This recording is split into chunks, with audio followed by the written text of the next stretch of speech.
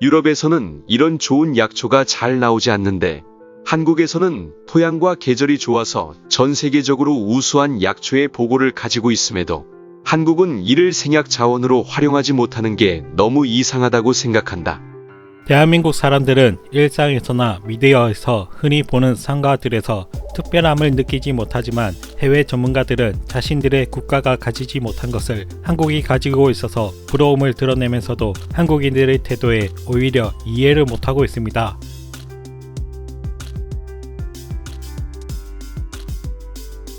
미국인들에게는 한국인에게는 생소한 의무 하나가 있습니다. 바로 마당 관리인데요. 미국이 이 마당 관리를 얼마나 신경을 쓰냐면 한국에서 꽃으로 사랑받는 민들레도 마당에서 피어나면 잡초로 취급받고 계속 놔두면 경고를 받고 심지어 벌금까지 받을 수 있습니다. 심지어 이웃들이 마당을 관리 안 한다고 신고까지 하기 때문에 장기간 집을 비울 땐 따로 마당 관리 서비스를 받아야 합니다. 이런 미국의 마당 관리 문화는 한국 사람의 관점에서 보면 까다롭게 잔디를 우선시한다고 느껴지는데요. 이런 미국 사회에서 특히나 악명이 높은 잡초가 있습니다. 이 잡초는 잔디와 비슷하게 보여서 얼핏 생각하기엔 일찍 싹을 틔운 잔디라고 착각할 수 있지만 그런데 한국 사람 입장에서 보면 조금은 당혹스러운데요. 쟤들은 왜 달래를 그냥 뽑아서 버리지?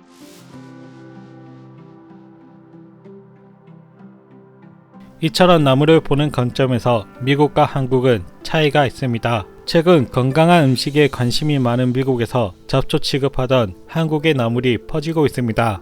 핫도그, 김치, 불고기, 비빔밥, 만두 등 한국 음식이 미국에서 빠르게 전파되고 있는 가운데 한국의 나물 역시 미국 사회에서 아름아름 성장세를 이어가고 있습니다. 강원도 평창군에 있는 평창팜 농장에서는 단순 재배, 판매하던 토종 작물을 간편 조리용 건조나물로 상품화해서 해외로 수출하고 있습니다. 특히 곤드레 나물과 건조 시래기는 각각 62,000달러, 27,000달러 상당을 수출했는데요. 2019년 미국 온라인 마켓 아마존에서 베지터블 카테고리 신상품 랭킹 1위를 1개월간 기록하며 미국 수출 반응이 상당히 고무적이었습니다. 이는 실질적인 수출 지표에서도 드러나기 시작했는데요. 2018년, 2019년 산나물 수출 추이를 보면 각각 103만 5천 달러와 106만 1천 달러를 기록했지만 2020년에는 50.4%가 증가한 159만 6천 달러, 즉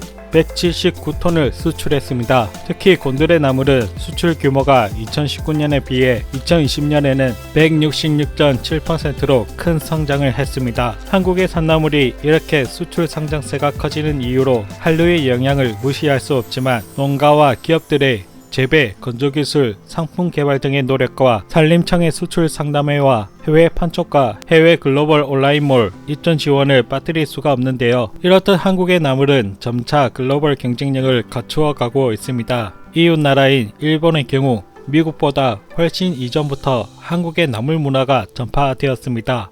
몇 년 전 한국, 일본, 미국 여성 3명에게 산야에 있는 먹을 수 있는 식물을 뜯어오라고 했습니다.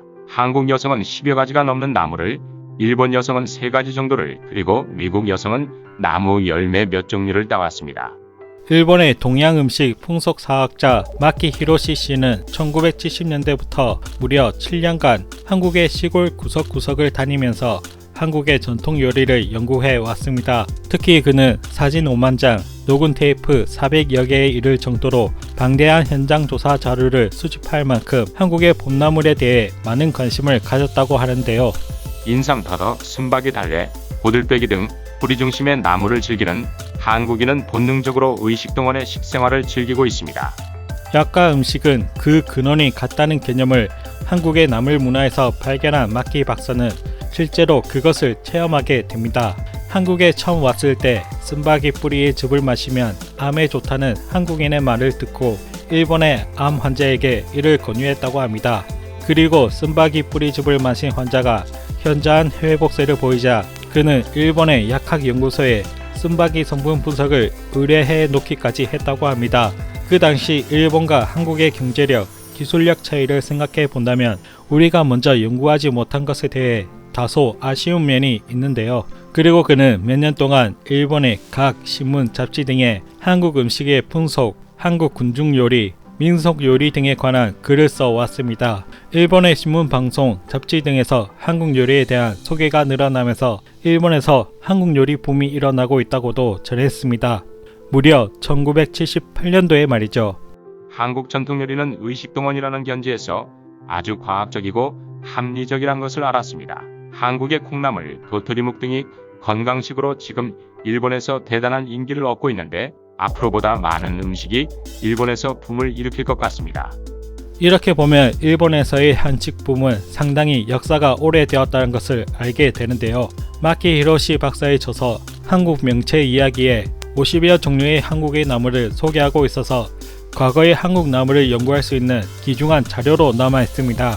그리고 한국의 나물 문화는 일본에서 자리 잡은 듯 나무루라 불리며 일본의 식탁에 오르고 있습니다. 그리고 나물의 전파가 오래되었는지 한국에서 건너온지 모르는 일본인의 일화도 있는데요. 한 한국인이 일본 가정집에 식사 초대를 받아 방문을 했더니 일본인 주부가 삼색 나물을 내놓으며 한국에도 나무루 같은 요리가 있나요?